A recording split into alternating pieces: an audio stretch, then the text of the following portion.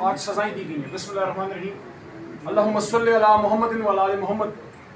نثار میں تیری گلیوں کے اے وطن جہاں چلی ہے رسم کہ کوئی نہ سر اٹھا کے چلے, جو کوئی چاہنے والا طواف کو نکلے نظر چرا کے چلے, جسم جاں بچا کے چلے.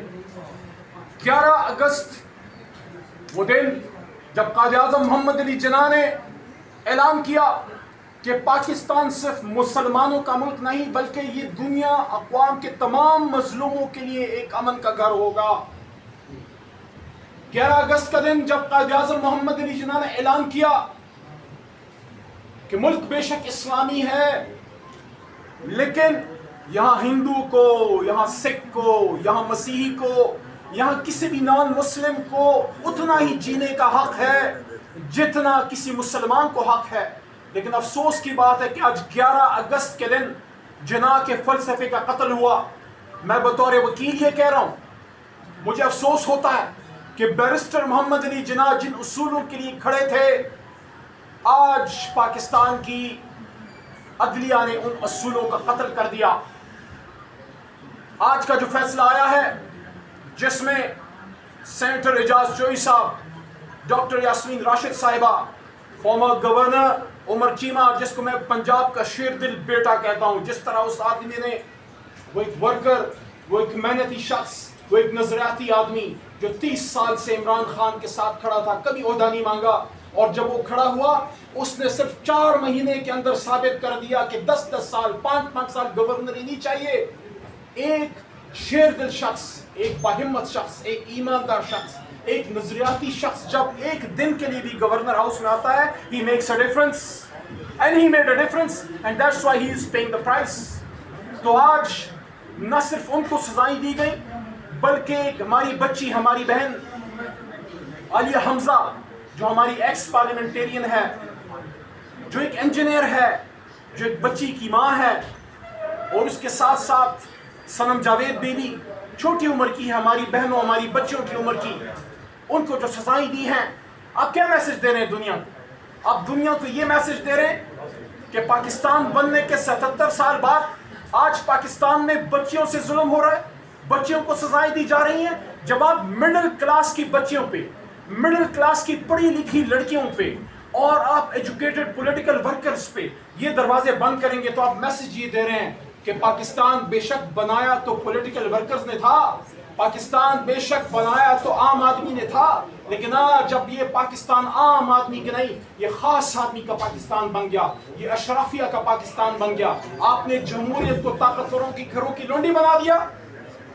کہاں گیا جناح کا وہ فیصلہ, کہاں گیا جناح کا وہ سٹیٹمنٹ جو انہوں نے اسٹاف کالج میں 1948 میں دیا تھا جب قائد اعظم محمد علی جناح نے کہا.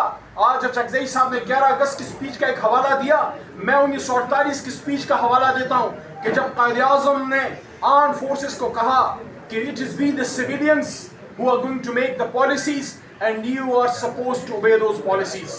میں آج حکومت وقت پہ سوال اٹھاتا ہوں, میں شخصیات کے پیچھے کبھی نہیں گیا, نہ میں شخصیات کی حرزہ سرائی کرتا ہوں, لیکن ہر عہدے کی ایک تکریم بھی ہے, اس کی ایک ذمہ داری بھی ہے.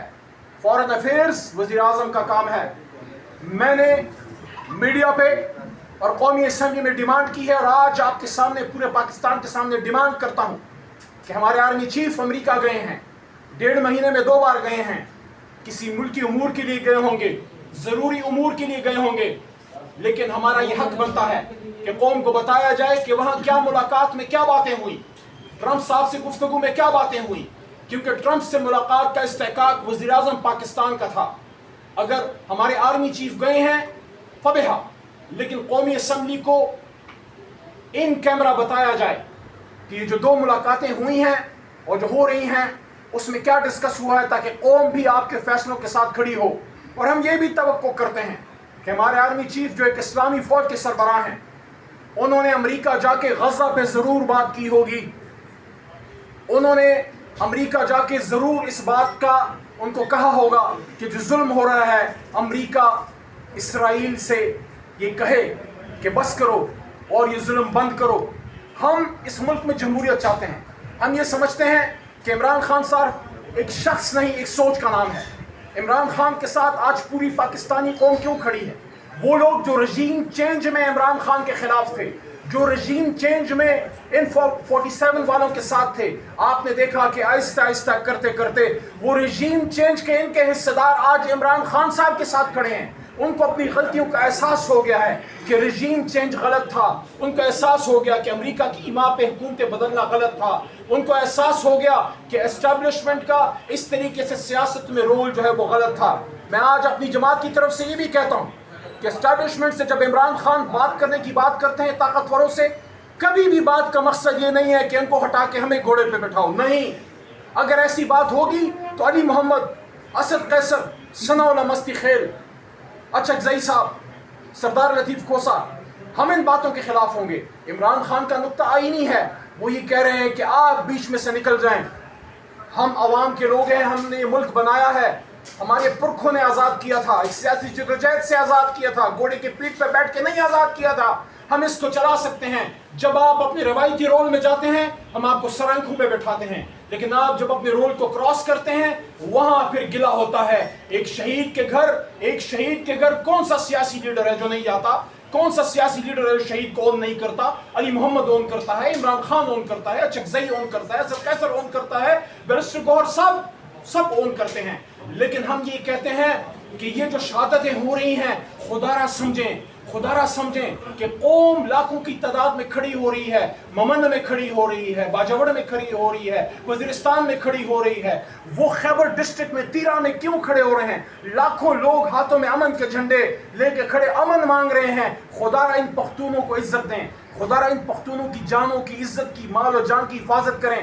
یہ تو وہ پختون ہے جو بغیر وردی کے بارڈر پہ کھڑے تھے جب عمران خان وزیر اعظم تھے اور شاہ محمود وزیر خارجہ تھے. ایک ڈرون کی مجال تھی کہ پاکستان کے ایئر سپیس میں انٹر ہوتا، امن تھا، افغانستان کے ساتھ امن ہو رہا تھا، تجارتی معاملات کھل رہے تھے. یہ میرے ساتھ سپیکر صاحب میرے دائیں ہاتھ میں بیٹھے ہیں، اگر میں ایک بات کی تعریف نہ کروں تو زیادتی ہوگی. جس طریقے سے اسد قیصر صاحب غلام خان میں، تورخم میں اور پورے بارڈر میں وہ کوشش کر رہے تھے کہ ہمارے تجارتی راستے کھلیں اور سینٹرل ایشیا تک ہماری تجارت پھیلے. آج اس قوم کو ایک سیاسی استحکام کی ضرورت ہے، آج اس قوم کو عمران خان کی ضرورت ہے. اور ہم آج 11 اگست کے دن صرف ایک ڈیمانڈ کرتے ہیں، ہمیں اور کچھ نہیں چاہیے. ہمیں جناح کا پاکستان چاہیے. ہمیں جناح کا پاکستان دے دو، اپنا پاکستان اپنے گھر واپس لے جاؤ. ہماری نہ اسٹیبلشمنٹ سے لڑائی ہے، نہ نون لیگ سے لڑائی ہے.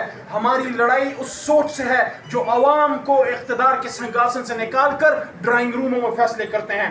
پاکستان ڈرائنگ روم میں نہیں بنا تھا، پاکستان ان کھلے میدانوں میں، ان کھلیانوں میں ایک سیاسی موومنٹ سے بنا تھا. اور آخری بات، بڑے دکھ کے ساتھ وہ تصویر پورے پاکستانی دیکھیں جب باجوڑ کی ایک ماں ایک گاڑی کے ڈالے میں بیٹھ کے اپنے سامان کے ساتھ حیران و پریشان کہ اپنے ملک میں 85-90 سال کی عمر میں پھر بے گھر ہو گئی.